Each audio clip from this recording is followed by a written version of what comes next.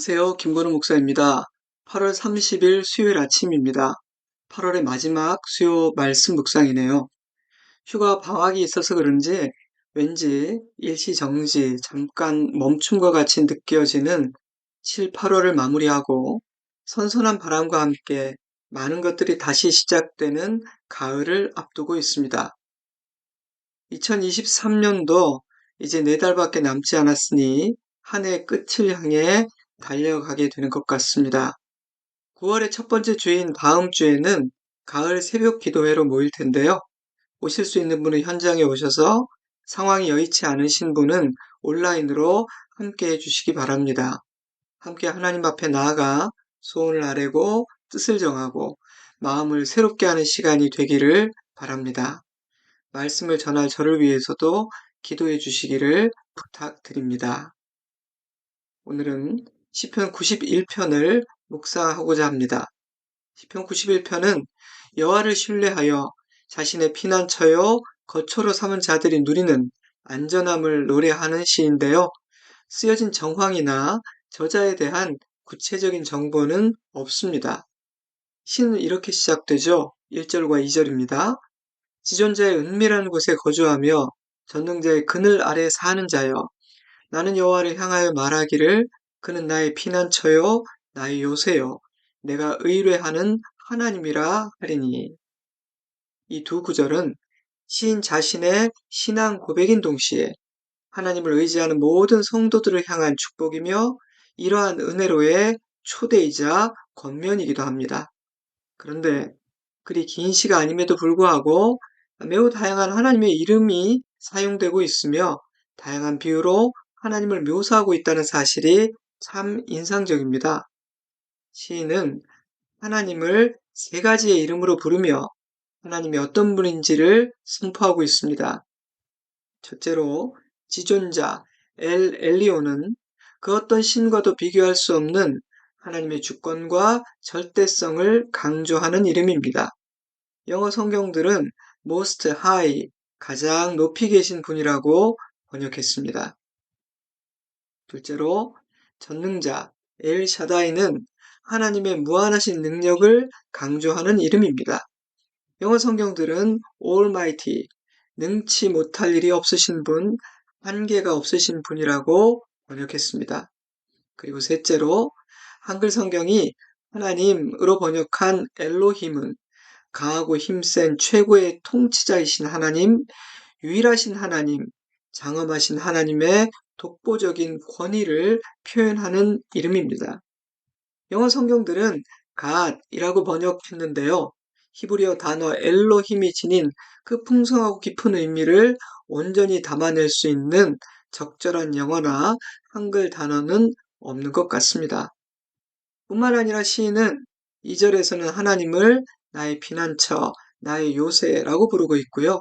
7절에서는 나의 방패와 손방패가 되신다고 고백하고 있으며 9절에서는 다시 한번 하나님은 나의 피난처라고 고백하고 있을 뿐 아니라 하나님을 나의 거처로 삼았다고 고백하고 있습니다.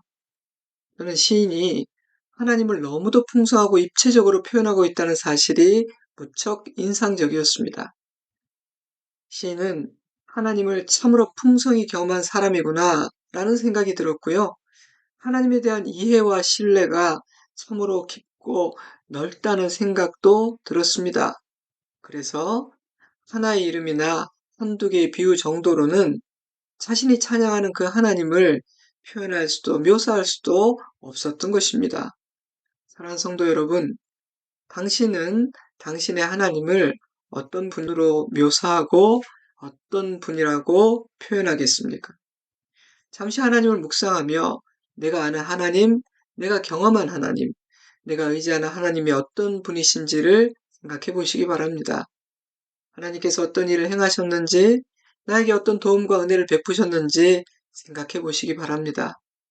펜을 꺼내 한번 적어 보시고요. 기록한 내용을 소리내어 읽어 보시기 바랍니다.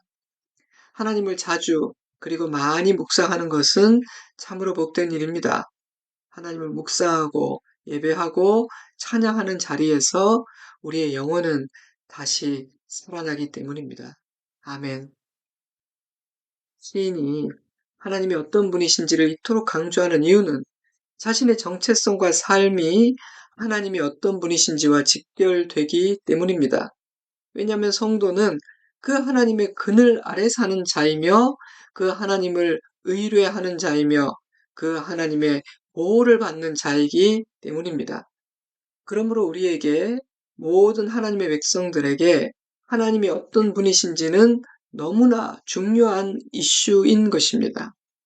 시인은 여호와 하나님을 피난처로 삼고 지존자를 자신의 거처로 삼은 하나님의 백성들이 누리게 되는 은혜를 보다 구체적으로 노래하기 시작하는데요. 제가 3절부터 8절까지를 읽어드리겠습니다. 잘 들어보세요.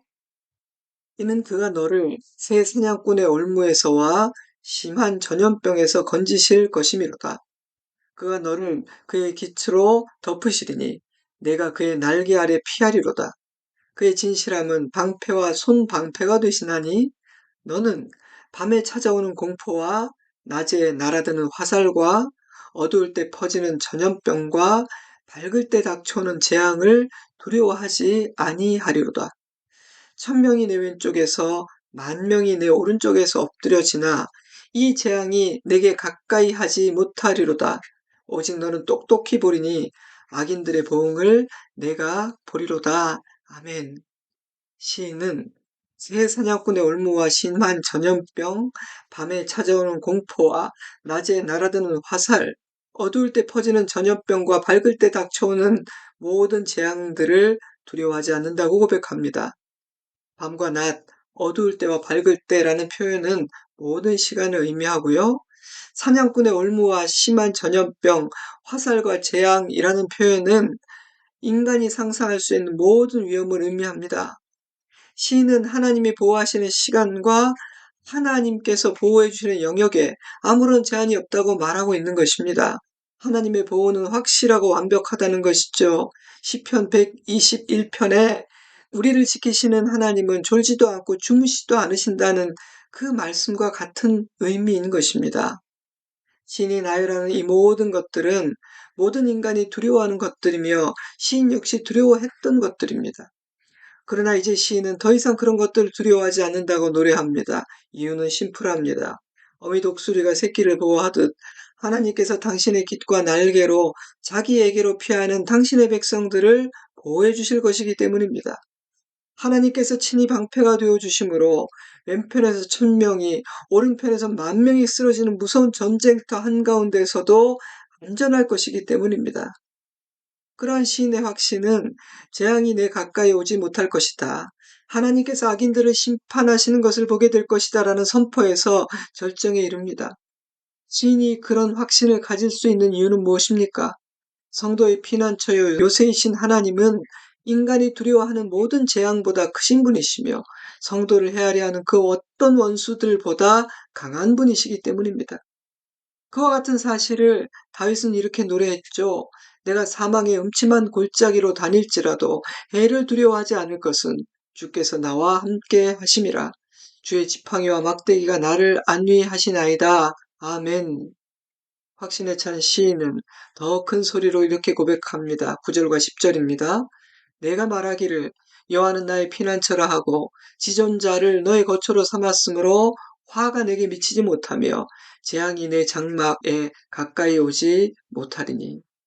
시인이 그 어떤 화도 그 어떤 재앙도 나와 우리 가정에 미치지 못하고 근처에 얼씬조차 할 수 없을 것이라고 확신하는 이유는 심플합니다.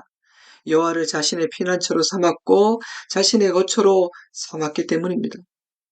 단지 시인만이 누릴 수 있는 은혜가 아닙니다.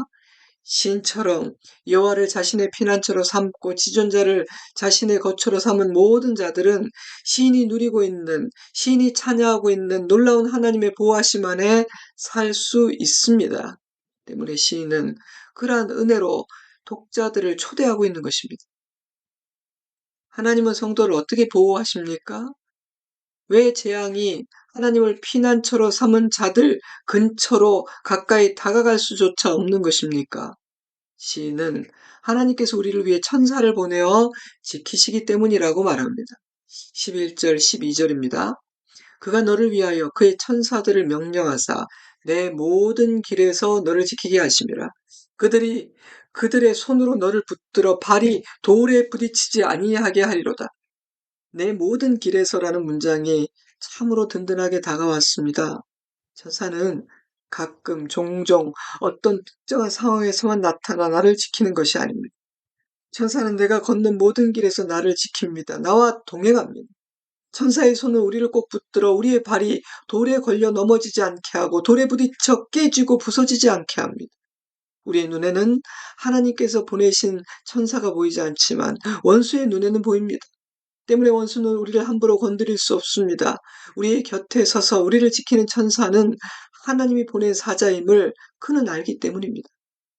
하지만 단지 보호받기만 하는 것이 아닙니다.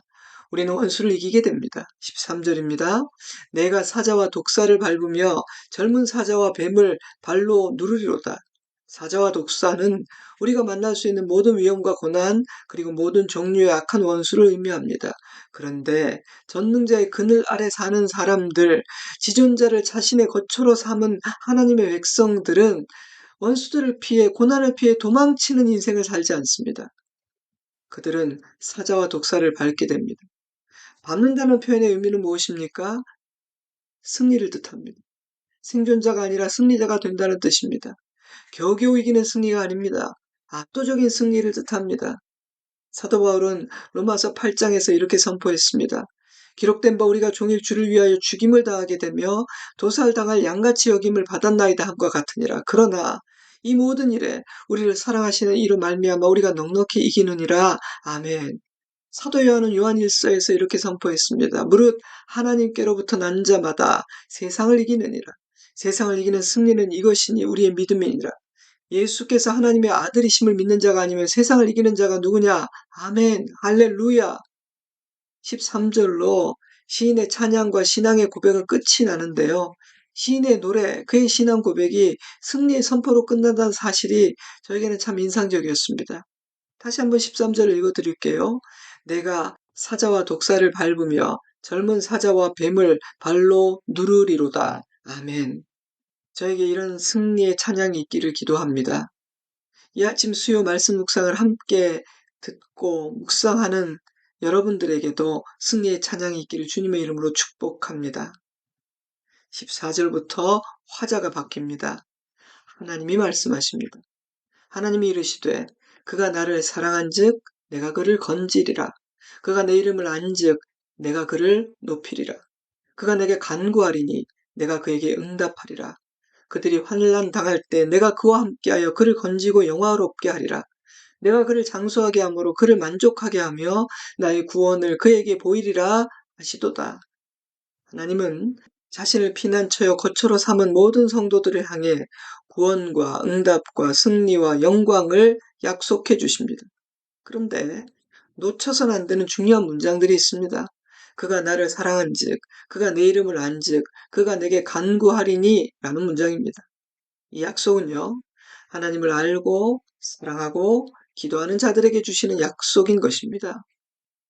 사랑하는 성도 여러분, 이 시편은 부적이 아닙니다. 믿음이 없이 읽으면 힘이 없는 문장에 불과합니다. 마귀는 11절, 12절 말씀을 가지고 예수님을 시험하기도 하지 않았습니까? 하나님께서 천사들을 보내 너를 지켜주신다 하지 않았느냐? 너의 돌이 발에 부딪히지 않도록 지키신다고 약속하지 않았느냐? 그러니 성전 꼭대기에서 뛰어내려 보라. 그러나 예수님은 마귀의 시험에 응하지 않으셨습니다. 이 말씀은요, 하나님을 신뢰하는 믿음의 사람들에게만 의미가 있습니다. 이 말씀은 하나님을 피난처로 삼은 자, 지존자를 거처로 삼은 자, 전능자의 그늘 아래 사는 자들에게 주신 약속의 말씀입니다. 오늘 묵상은 여기까지 하겠습니다.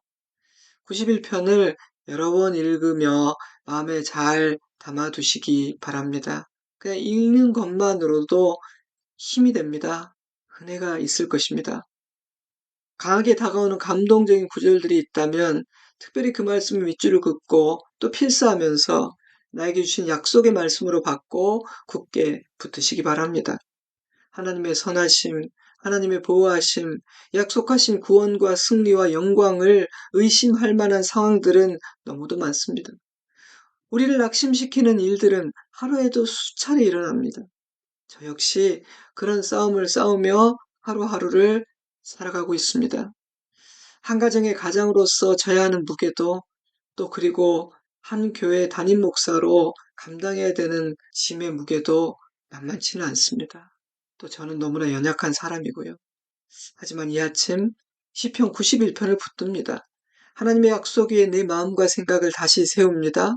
원수 마귀야, 너의 모든 계략은 실패할 것이다. 담대히 선포합니다. 하나님 아버지, 난 아버지의 사랑 안에 있음을 믿습니다.